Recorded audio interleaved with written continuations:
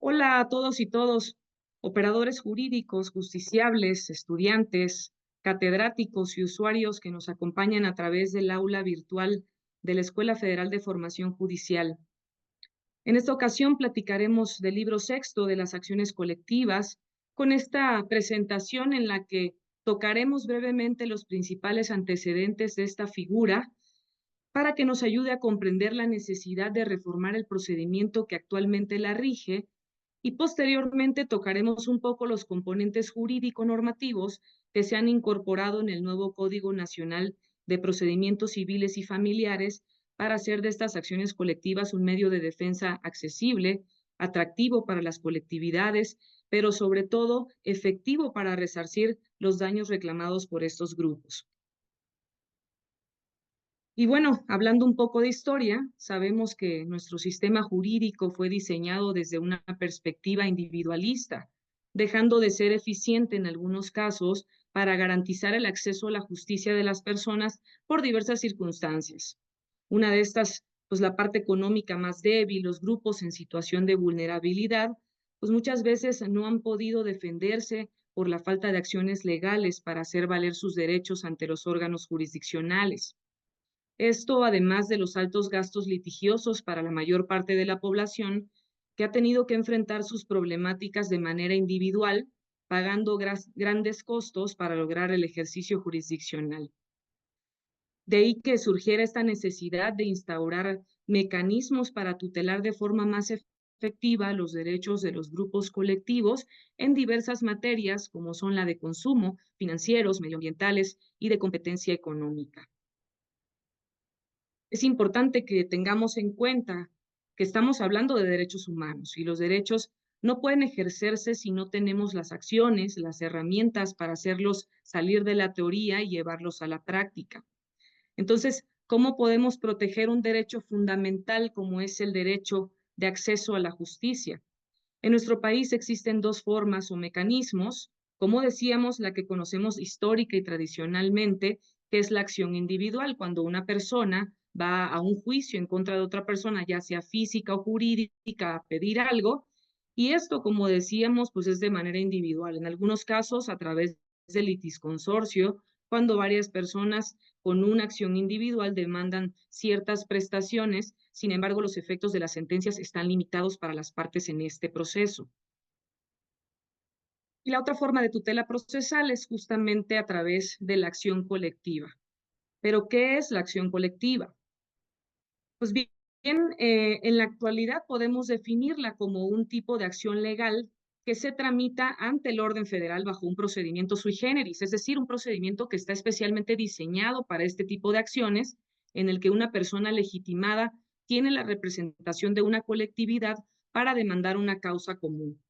¿Y cuál es su objetivo? Pues bien, es obtener una sola sentencia con efectos generales en favor de un grupo de personas que puede ser determinado o indeterminante, sin necesidad de promover un juicio de manera individual para cada uno de ellas. Esto con el fin de reparar los daños ocasionados a esta colectividad y también con la finalidad última de disuadir conductas de la parte demandada bajo estándares de reparación integral del daño y de justa indemnización. Y bueno, volviendo a la historia y a la necesidad de contar con mecanismos para defender derechos colectivos,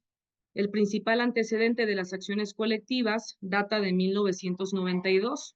cuando la Ley Federal de Protección al Consumidor comienza a contemplar una figura que se asemeja a la acción colectiva, que en aquel tiempo se llamaba acción de grupo. Esta es contemplada de manera muy general y nunca fue utilizada, suponemos, ante la ausencia de regulación o de un procedimiento que la regulara. Luego, en el año 2004, se reformó el artículo 26 de esta Ley de los Consumidores, integrando ya algunos requisitos para la procedencia de la acción de grupo, como la gravedad del asunto, el número de reclamaciones presentadas contra un proveedor y la afectación en la salud o el patrimonio de los consumidores. Sin embargo, aún con estas disposiciones, en todo este tiempo no se ejerció ninguna acción hasta el año 2007, cuando la Profeco promueve por primera vez una acción de grupo contra una aerolínea española que en aquel tiempo se logró beneficiar aproximadamente a 200 consumidores que habían quedado varados en el aeropuerto de Toluca, Estado de México. Y bueno, en ese tiempo solamente la Procuraduría Federal del Consumidor tenía legitimación para representar a grupos colectivos a través de este tipo de acciones. Pasados los años, con la reforma de 2010 al artículo 17 de nuestra Constitución Política, es cuando el legislador integra las actuales acciones colectivas como el medio de defensa de derechos e intereses colectivos, colectivos difusos, los colectivos en sentido estricto y los individuales de incidencia colectiva. Y esto dio como resultado la incorporación de las acciones colectivas y el proceso jurisdiccional que actualmente conocemos en el libro quinto del Código Federal de Procedimientos Civiles en marzo de 2012, cuando se da esta publicación en el Diario Oficial de la Federación. Con esta reforma, además de la Profeco, se otorga legitimación procesal activa a diversas instituciones y representaciones, como a la Comisión Nacional para la Protección y Defensa de los Usuarios Financieros, a la Comisión Federal de Competencia Económica, a la Procuraduría Federal de Protección al Ambiente, a la Fiscalía General de la República, a los representantes comunes y a las asociaciones civiles que reunieran ciertos requisitos y que estuvieran registrados ante el Consejo de la Judicatura Federal para poder representar en juicio a los diversos grupos colectivos, ya hablábamos en estas materias. Y bueno, aún con esta reforma que vemos eleva a rango constitucional el derecho de las colectividades en diversos sectores, como el consumo, el financiero, el ambiental y el de competencia económica, para poder defender a las colectividades, el número de juicios que se han promovido desde entonces, pues realmente ha sido poco. De acuerdo con las estadísticas del Consejo de la Judicatura Federal, desde marzo de 2012 y hasta mayo de 2022, es decir, 10 años después, apenas se promovieron 159 juicios de acción colectiva.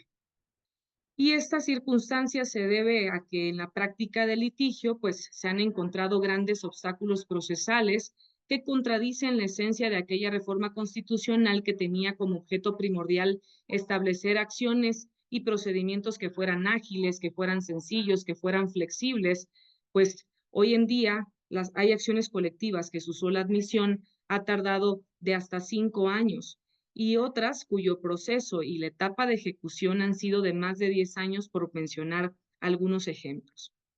Es por ello que los cambios sustanciales al juicio de acción colectiva que fueron plasmados en el Código Nacional de Procedimientos Civiles y Familiares surgen o son resultado principalmente pues de estas dificultades a las que se han afrontado los legitimados en la promoción del juicio, también a las violaciones procesales que se han cometido en perjuicio de las colectividades y, por qué no decirlo, a las ventajas que se otorgaron a los demandados desde la creación de aquel procedimiento. Y bueno, por mencionar alguno de estos obstáculos procesales, tenemos que, como un requisito de procedencia de la acción colectiva, se necesitan 30 personas afectadas, es decir, al menos 30 personas que hayan expresado su consentimiento para que puedan ser representados en el juicio y con esto dar lugar a la admisión de la demanda. Otra de las cosas es el plazo de la prescripción, que está señalado de 3 años y 6 meses. Y aunque suena como un término bastante amplio, lo cierto es que en la práctica se ha restringido el acceso a la justicia por el solo paso del tiempo. Esto debido a que las colectividades pues no se enteran a veces de los juicios y se quedan en estado de indefensión, o las personas en lo individual que requieren adherirse a la acción colectiva durante el procedimiento mismo. Otra de las cosas es el plazo de la prescripción, que está establecido de 3 años y 6 meses, y que aunque suena como un término bastante amplio, lo cierto es que en la práctica se ha restringido el acceso a la justicia por el solo paso del tiempo. Y esto pues ha dejado en estado de indefensión a las colectividades o aquellas personas en lo individual que requieren adherirse a la acción colectiva durante el procedimiento. También está la falta de legitimación pasiva a cargo de terceras personas, o dicho de otra manera, el no reconocimiento, perdón, de la figura del litisconsorcio pasivo necesario. ¿Por qué? Habiendo otros responsables de las conductas reclamadas, lo cierto es que a lo largo del tiempo algunos organismos jurisdiccionales pues han generado algunos criterios que eximen a terceros de una obligación solidaria y por ende pues los absuelven de una condena a la reparación del daño ocasionado. También están estas vistas a la parte demandada en cuanto a la certificación de los requisitos de procedencia o sobre la imposición de medidas precautorias, los plazos procesales excesivos, que ya decíamos inciden en que una demanda de acción colectiva se admita en hasta 4 y 5 años en promedio, esto debido a la promoción de diversos recursos de impugnación y sus respectivas etapas litigiosas. Otro de los obstáculos procesales ha sido la notificación a la colectividad, que históricamente se ha efectuado a través de los estrados o a través de los edictos. Y esto, desde luego, pues restringe el conocimiento que pueden tener las colectividades sobre el ejercicio de una acción colectiva y la posibilidad de poderse adherir en el juicio o ya sea en la etapa de ejecución. También está, hablando de la etapa de ejecución, la vía incidental ante la exigencia de promover incidentes individuales para lograr el resarcimiento de los daños. Esto genera la promoción de diversos incidentes que llegan a ser ociosos para aquellos que ya fueron parte desde el inicio de una acción colectiva y en muchas ocasiones significa una doble comprobación del daño y desde luego la respectiva cuantificación para poder resarcirlos. También están estos medios de impugnación dilatorios que son admisibles contra la admisión de la demanda, contra la imposición de medidas precautorias, contra la admisión o desechamiento de pruebas, entre otros, y esto pues ha dado como resultado la paralización de los juicios, inclusive por años, en tanto se agotan todas las instancias. Y no menos importante mencionar la falta de mecanismos efectivos de reparación del daño. De esto platicaremos un poquito más adelante. Y bueno, estas circunstancias que menciono a grandes rasgos han generado a lo largo de los años y de la experiencia de litigio un desánimo enorme en los legitimados para aventurarse en estos juicios de acciones colectivas, justamente por lo difícil que es lograr una sentencia favorable a los intereses de los grupos colectivos. Como les decía, hay litigios que han tomado hasta 10 años para lograr una sentencia y esto, claro que genera descontento, desinterés en las colectividades para verse beneficiados de una acción colectiva y también en los organismos legitimados y en los representantes comunes que no pueden actuar sin el consentimiento de las personas afectadas. Por ello, era imprescindible realizar una reforma integral al procedimiento de la acción colectiva, de cierta manera tratar de construir este procedimiento y poner a los grupos colectivos en igualdad, en equilibrio procesal con las grandes empresas, con las corporaciones y los responsables en general de estas afectaciones a los grupos colectivos. Y bueno, ahora que conocemos un poco los antecedentes que dieron lugar a la reestructura del procedimiento de acciones colectivas en este nuevo Código Nacional de Procedimientos Civiles y Familiares, pasamos a la segunda fase de esta exposición. Aquí me parece importante hacer una acotación que a diferencia de otros procedimientos que se sustanciarán de forma oral para este código, el de las acciones colectivas va a permanecer en su modalidad original, es decir, de forma escrita. Justamente hablábamos que es un procedimiento sui generis, es un procedimiento especial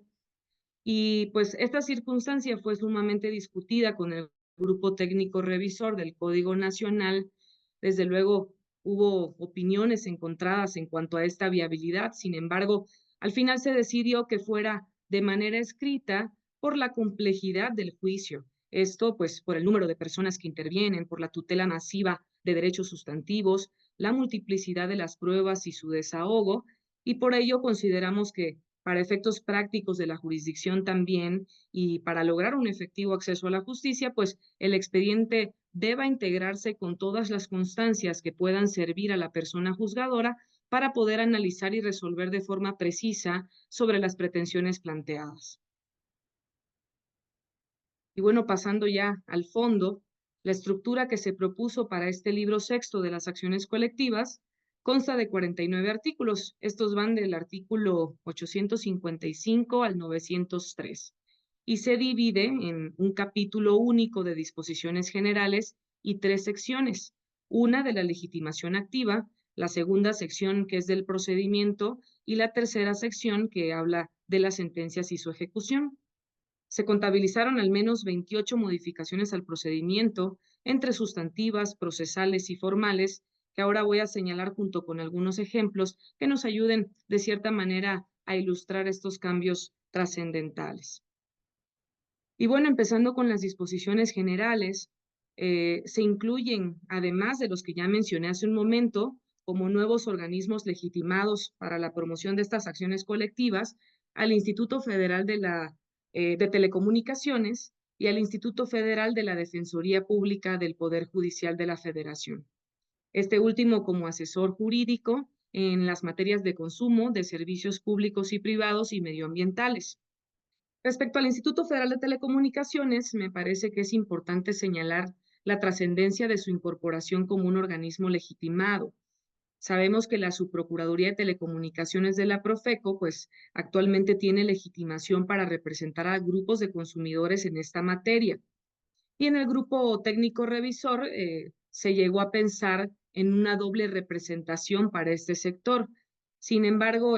después de discutirlo, se tomó la decisión de que en el propio Código Nacional se estableciera que la legitimación para el IFT como un organismo autónomo se ciñera a la promoción del juicio de acción colectiva en materia de competencia económica. Claro está respecto de este servicio de telecomunicaciones. Además que esta incorporación significó un equilibrio de atribuciones con la Comisión Federal de Competencia Económica, que, como vimos hace un momento, desde 2012, pues ya cuenta con esta legitimación procesal para la promoción de los juicios de acciones colectivas. Y por otro lado, en cuanto a la incorporación del Instituto Federal de la Defensoría Pública,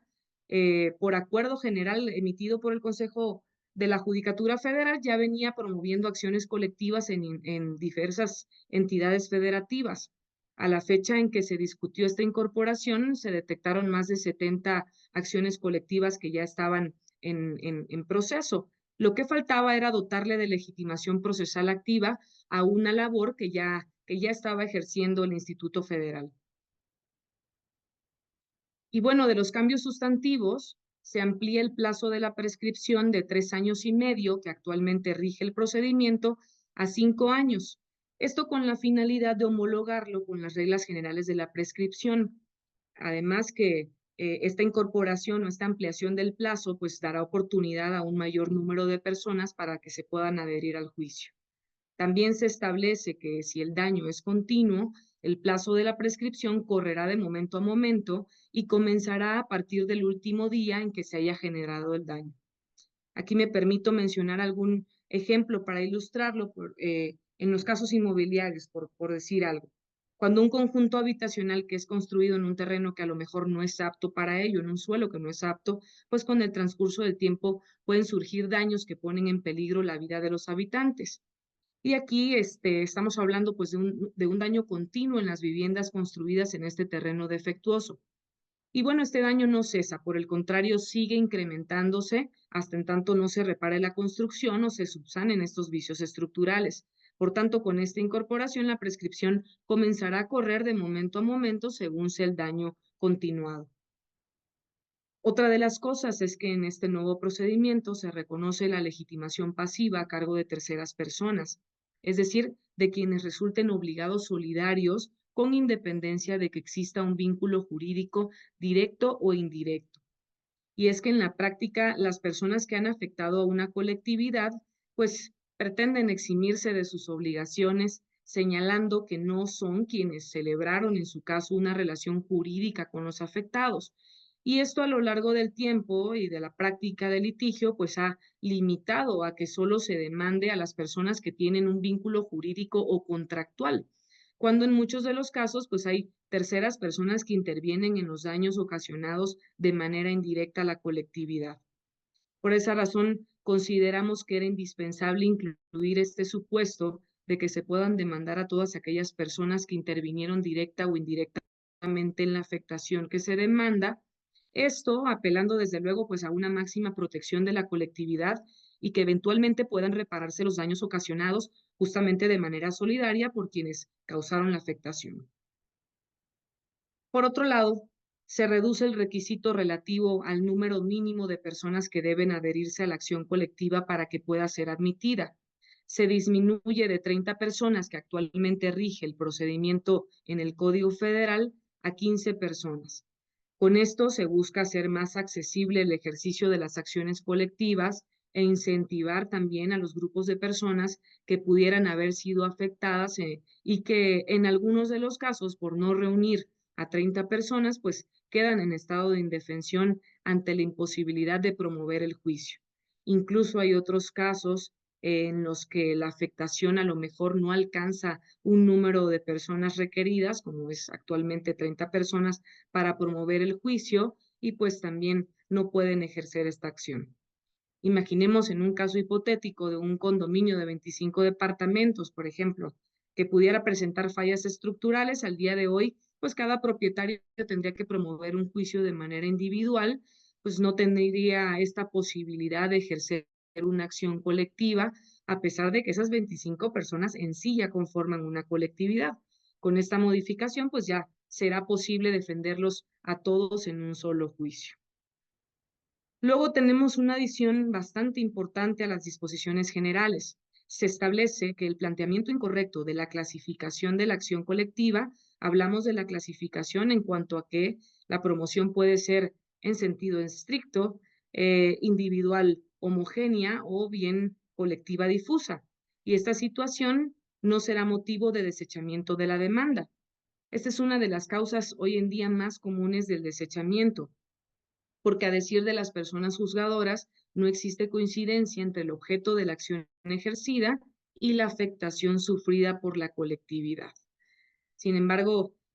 respecto de esto, la Suprema Corte de Justicia de la Nación ya se ha pronunciado estableciendo la obligación de la persona juzgadora de que al tener la demanda y analizar las pretensiones con las afectaciones alegadas por la parte actora, debe realizarlo bajo un estándar de apariencia del buen derecho. Y en ese sentido, pues basta que una sola de las pretensiones sea acorde con el objeto de la acción para que se admita la demanda. De ahí que surge establecer esta disposición en este nuevo procedimiento.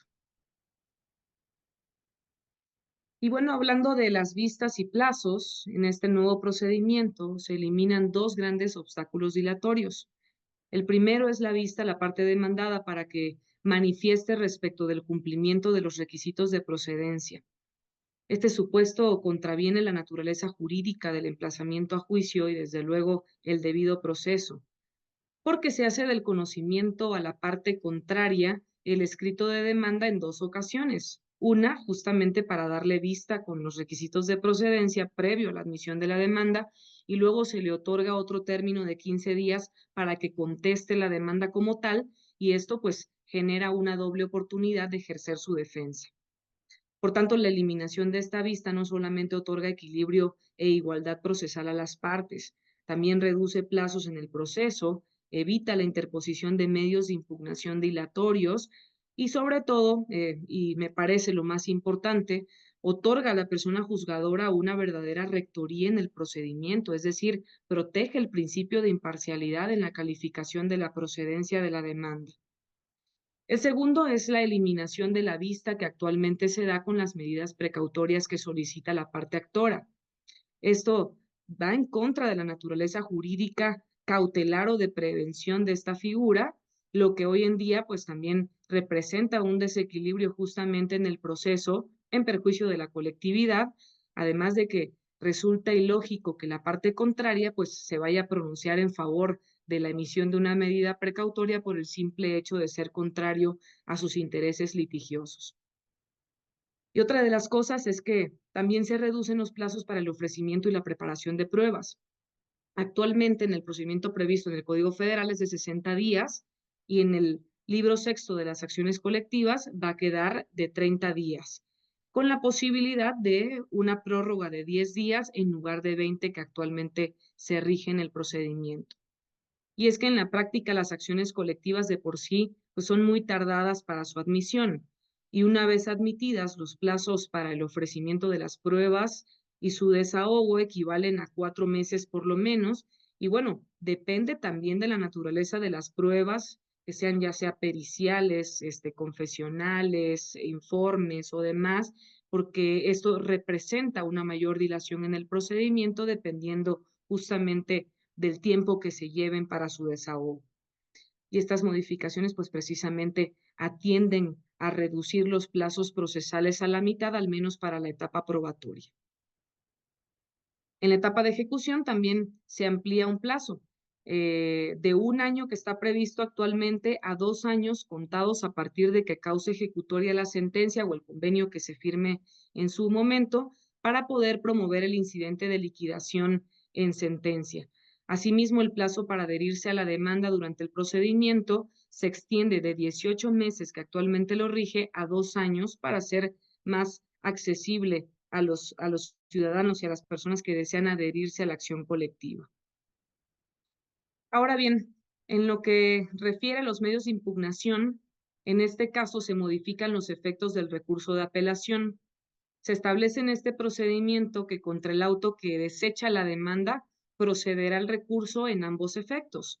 pero para la apelación contra la admisión únicamente procederá en efecto devolutivo, es decir, sin que se paralice el procedimiento, ya que en la actualidad pues no está regulada esta circunstancia y el recurso de apelación es admitido en ambos efectos, lo que provoca la paralización del juicio y esto va en ocasiones de 1 a 2 años en tanto se resuelve el recurso en lo principal y se agotan las instancias. Ahora, para el caso del auto que admite las pruebas, este será recurrible únicamente como violación procesal en apelación conjunta contra la sentencia definitiva, mientras que el auto que desecha las pruebas será apelable en efecto devolutivo, es decir, sin suspender el procedimiento. Y aunado a ello, con la eliminación del reenvío para el nuevo Código Nacional, como ha quedado establecido, pues las sentencias de segunda instancia tendrán que resolverse de fondo en el Tribunal Colegiado de Apelación, sin necesidad de que se generen estas apelaciones para efectos o con amplitud de jurisdicción. Esto sin duda pues va a redundar en que los procedimientos sean un poco más ágiles de lo que ahora pudieran ser y de lo que ahora pudieran demorarse. Ahora tocamos un poco los actos procesales. Y es que otra de las diligencias dilatorias en el juicio es la preparación y el desahogo de las pruebas testimoniales y de declaración de partes, o sea, de la confesional. En la práctica, la parte demandada ofrece confesionales de forma individual para cada uno de los miembros que conforman la colectividad en el juicio, que esto puede ser pues, desde 30, que es lo mínimo, y hasta los que podamos imaginar. Y esto se convierte en audiencias interminables que dilatan el procedimiento en tanto se logra localizar a los comparecientes y se agotan las búsquedas oficiosas, inclusive han habido casos por años. Por esta razón se estableció que para este nuevo procedimiento, estas pruebas de declaración de parte y la testimonial se desahoguen por conducto de representante legal, lo cual ayudará a simplificar el procedimiento y evitar estas dilaciones muchas veces sin sentido, pues no siempre son las pruebas primarias o las que resuelven el fondo del asunto. Otra de las novedades y de gran importancia que se incorpora al nuevo procedimiento es la notificación y la difusión a la colectividad de ciertos actos procesales de envergadura, como la admisión de la demanda, la notificación a la colectividad, el resultado de la sentencia, desde luego, y la celebración de un convenio judicial en su caso. En el libro sexto ya se prevé que estas notificaciones podrán efectuarse a través de las tecnologías de la información, que van, pues, desde luego, desde el correo electrónico, las comunicaciones digitales, las redes sociales, que son muy importantes hoy en día, y no solamente por los medios tradicionales que ya decíamos han sido históricamente a través de dictos y los estrados que limitan el espectro de población que puede conocer de una acción colectiva que convenga a sus intereses y que puedan adherirse a esta. Además que la notificación sobre el inicio de la acción colectiva, pues sabemos que es un acto fundamental para garantizar la identificación justamente de las personas o los grupos que deseen ser incorporados. De esta notificación depende la conformación de la colectividad en el juicio y pues no solamente trasciende a la adhesión que puedan hacer durante el procedimiento, sino que también en la etapa de ejecución para que otras personas puedan obtener los beneficios de una sentencia o un convenio que sea favorable a sus intereses. Y bueno, llegamos ahora a la fase final de esta exposición, en la que tocaremos un poco sobre las sentencias y su ejecución. Y para este nuevo procedimiento de acciones colectivas que se plasmó en el Código Nacional, se incorporaron otras dos nuevas figuras jurídicas que son de bastante trascendencia. La primera son los incidentes masivos de liquidación. Esto elimina la exigencia actual de promover incidentes individuales en esta etapa de ejecución, lo que dará un mayor acceso a las colectividades para poder ser resarcidos en la sentencia o en ejecución de convenios según sea el caso. Y otra de sus finalidades, desde luego, fue despresurizar al Poder Judicial de la Federación, evitando la saturación con estos minijuicios individuales en la vía incidental. A guisa de ejemplo, si existieron 1,000 personas beneficiadas en una sentencia de acción colectiva, por decir un número, hoy en día se tendrían que promover igual número de incidentes individuales de cuantificación de daño. Pero ahora podrá promoverse un incidente masivo o varios incidentes masivos para esas 1,000 personas afectadas y desde luego con las pruebas que ameriten la cuantificación de sus daños. Un ejemplo práctico que podemos dar de esto, una acción colectiva que promovió la Profeco hace algunos años contra una aerolínea, después de un largo litigio, mediante ejecutoria de amparo se dio oportunidad de presentar justamente estos incidentes masivos en representación de los consumidores que resultaron afectados. En ese tiempo eran más de 7,600 consumidores. Imagínense, de forma individual hubiera sido impensable. De ahí la importancia de incorporar al procedimiento, pues esta figura jurídica que dará la oportunidad de requerir la ejecución de sentencia o de convenio de manera masiva. Finalmente, es muy importante mencionar que para efectos de las sentencias también se incorpora otro concepto u otra figura, que es la reparación integral del daño y de justa indemnización. Esto se incorpora como una herramienta para que la persona juzgadora tenga los elementos suficientes de condena para poder ordenar medidas ya sea de acción o de abstención con el fin de disuadir conductas dañosas y, en segundo lugar, de procurar la no repetición de estos mismos daños a las colectividades afectadas y futuras colectividades. Como vemos, estas modificaciones al procedimiento significarán un gran avance en materia de justicia colectiva.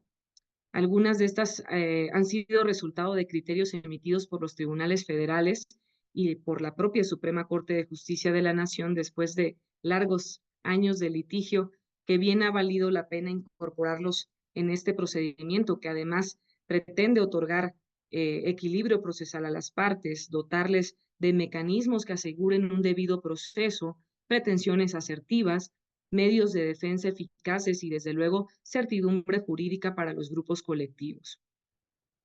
Agradezco a todas y todas por su atención, esperando que estos contenidos sean de utilidad para su vida profesional. Por acá les dejo mi contacto y les invito a que sigan los canales de la Escuela Federal de Formación Judicial. Muchas gracias.